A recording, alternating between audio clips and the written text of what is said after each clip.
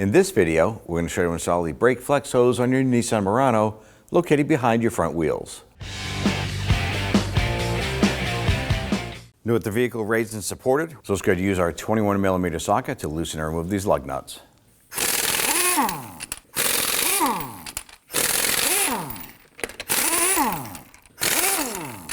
Now I want to go grab the wheel and remove it. Now that the wheel removed, we do have the wheel cranked out so we have better access to the flex hose here. Now what I like to do is I like to use a pair of these plastic pliers here. I'm going to pinch this, and that's going to slow down or stop most of the fluid from running down while we undo this bolt here. We're going to use our 12mm socket on our ratchet. We're going to loosen this. Now we do have a catch can underneath to catch the brake fluid that will leak out. When you remove this here, you should pay attention to the washers. One just fell off. There's going to be one on either side of the flex hose end here. So there's one on the banjo bolt side. The other side fell out into the bucket. So you want to go ahead and remove the copper washer off of this. You can use a little pocket screwdriver to do so.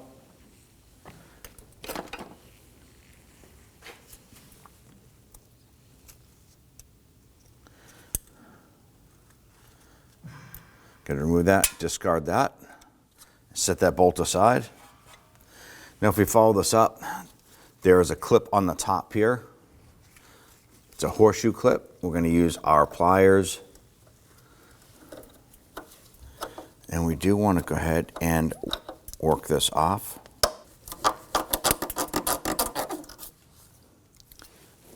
And there it is.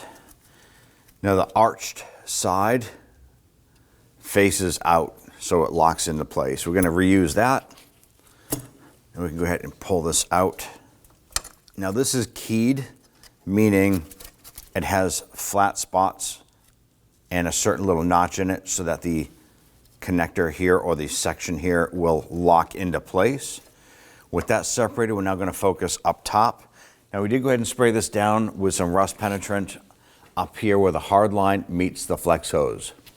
We have another one of those horseshoe clips here. Before we remove that, ideally what you want to do is loosen this nut right here. Now that's a 10mm. And you want to go ahead and break this free. Now ours has been soaking for a little bit. Now the key thing you need to pay attention to here, you can see that this is spinning just fine. You need to make sure that the hard line here does not twist with it. If it twists with it, you have to continue to keep soaking it and working it back and forth till the hard line separates from the fitting here. Now we are going to lose brake fluid from here as well. At this point here, because we're removing this here, the pair of plastic pliers would no longer really have any job once this comes out, because the fluid's just going to run down the hard line and continue to run out. Just a temporary block there while we work on the line down below.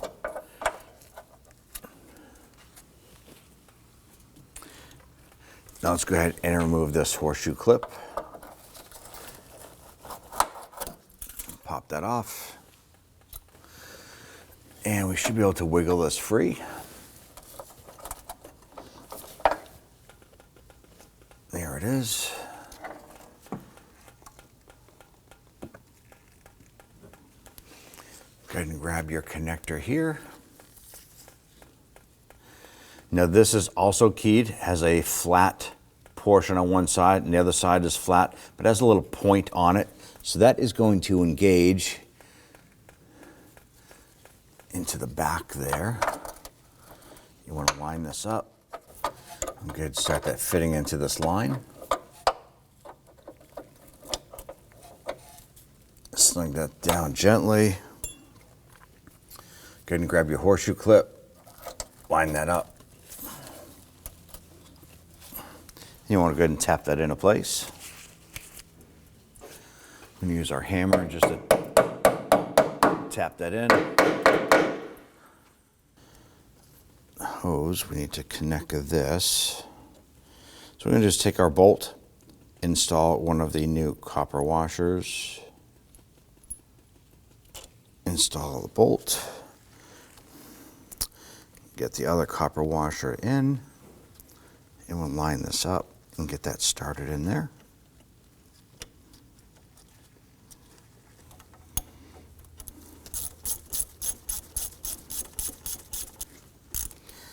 Go ahead and snug that down.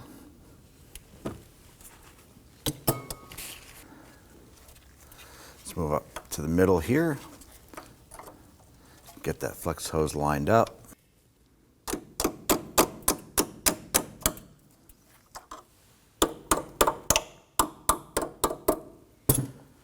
All right, next thing we want to do, take some spray solvent and clean up the mess. Clean up that whole hose, the line, connectors. Brake fluid is corrosive, so you want to make sure that it is all cleaned up.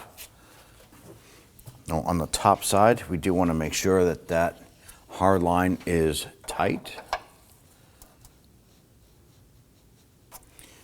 Now we can go ahead and torque down the line to the caliper. So you're going to torque this down to 14 foot-pounds. Now I want to perform a gravity bleed on the system, so locate the bleeder screw on the backside of the caliper. Now if you have the rubber cap on there, go ahead and just pop that off. If you do not have the rubber cap, it is not detrimental to the operation of the brakes. Now we have a 10 millimeter here. If you need to, it's always recommended to soak this with some rust penetrant before doing this, but you want to break this free. And you can actually see the bubbles burping out. And what we need to do is wait for a solid stream of fluid to come through and start to run out. Sometimes by wiggling the line here, can burp out any other air. It looks like we're pretty good there. So I'm going to go ahead and close this up. Snug that down. I'm going to spray it with some spray solvent to clean that up.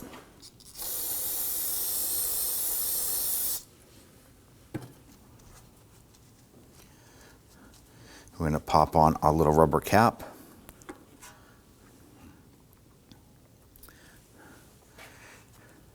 At this point here, I want to top off the master cylinder reservoir with fluid. I want to hop into the vehicle, pump up the brakes. You do want to make sure that the piston compresses here, and you want to get a good firm brake pedal. For any reason, if it still feels soft and spongy, repeat this process. It could take 2 to 3 times for that to happen. And if you still cannot get a firm pedal, you then want to proceed to the brake bleeding process for the entire vehicle. Grab your wheel. Get it set up on those studs. Then we're going to go ahead and start all of our lug nuts by hand. Now you want to start these by hand. That's going to prevent cross-threading and damaging the studs. Once you get them all started, we'll go ahead and snug these down.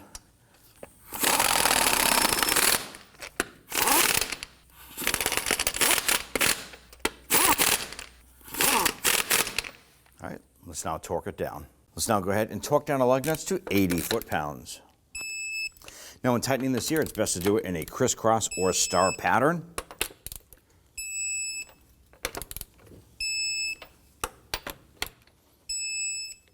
And you're all set. Now with the hood open, go ahead and locate your master cylinder reservoir here. Before we even open that up, you do want to put on some safety glasses and wear some gloves when doing this. I'm going to go ahead and spray this down with some spray solvent and clean this up. I want to make sure when we open this up, we don't get any dirt or debris inside the reservoir. I'm going to grab a little container and put that on the side. I'm going to open this up, and we want to go ahead and remove or evacuate what we have for brake fluid in there. Now on our particular vehicle, the fluid level is extremely low, but we're going to use a vacuum tool like this here. If you have something like this, you can use a turkey baster as well. Inside here, you may find a little screen or a filter. Go ahead and pop that out, set that aside. Put this down there if you can, and remove.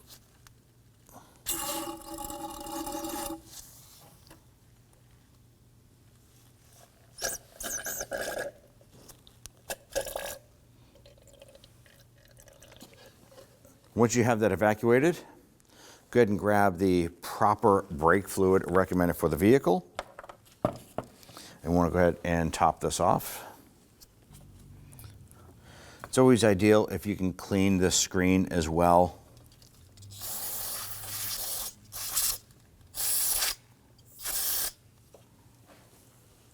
Make sure that's all cleaned up and as dry as possible. Drop that down inside, and then we're going to fill it up. Now during the brake bleeding process, it's okay to go ahead and overfill this on the first run through. In the end, we do want to make sure that you fill it to the full line.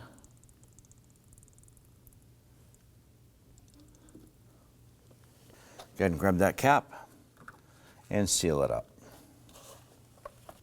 Now here we are, we're starting at the right rear of the vehicle, and it's going to be a procedure. You can follow along on the screen there. We're going to be doing the right rear. We're then going to go to the left front.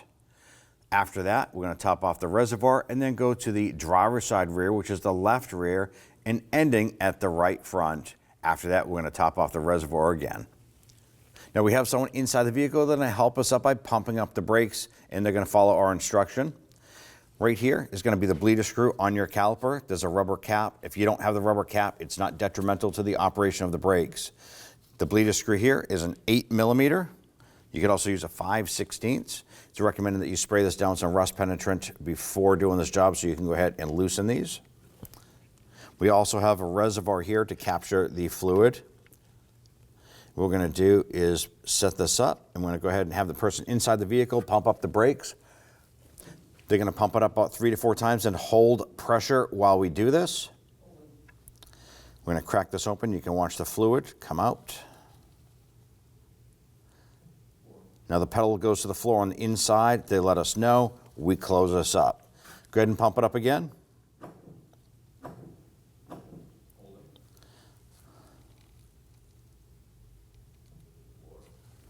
And we're going to repeat this process until we can get all the air bubbles and preferably clear fluid coming through. Okay, you can go ahead and pump up the brake and release it after when you're done. Go ahead and carefully remove that. Make sure that that bleeder screw is snug. If you dribbled some of that brake fluid there, go ahead and use some spray solvent. Clean that, wipe it down. Brake fluid is corrosive, so you want to make sure that you don't leave any of that laying around there. And if you have the rubber cap, go ahead and pop that on. Let's now go ahead and move to the left front. Now we did go ahead and have the person inside the vehicle crank out our wheel. It does give us better access here. Once again, we're going to go ahead and remove that rubber cap. This here is a 10mm, not the 8 that we had in the rear. Install our port. Go ahead and have them pump up the brakes.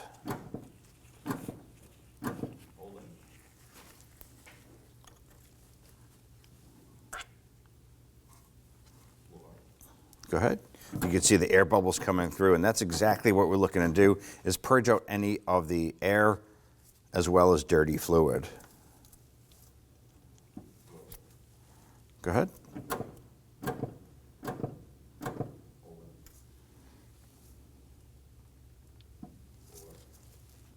And one more.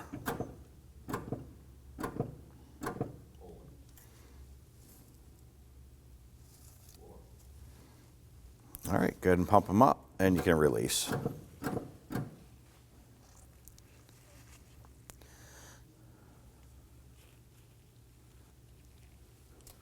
ahead and spray this down.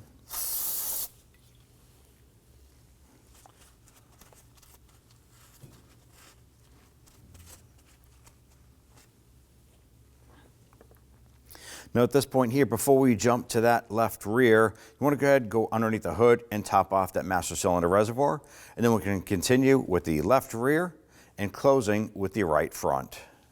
Now let's get and top off the master cylinder reservoir. Open up the cap. Go ahead and fill it up to the full mark.